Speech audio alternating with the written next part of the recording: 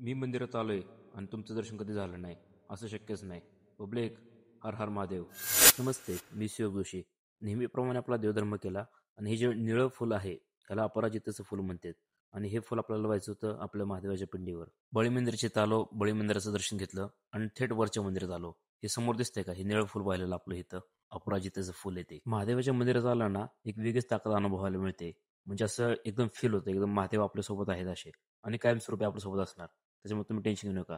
कमेंटमध्ये हर हर महादेव लिहा. आज आमच्या मातोश्रींनी केलं होतं पनीरची भाजी. आता ही पनीरची भाजी खाऊन झाल्यानंतर आजीसोबत जरा व्हिडिओ काढलं. आजी म्हणली ह्याला काय म्हणतात, ह्याला म्हणतात ब्लॉग म्हणलं विशाळमध्ये. दुपारी थोडा रिमझिम पाऊस पडला आणि आपली वानरसेना पूर्ण गारटली. विशाळमध्ये इंद्रदेवाचं आपलं दर्शन झालं. ह्याला म्हणतात इंद्रधनुष्य.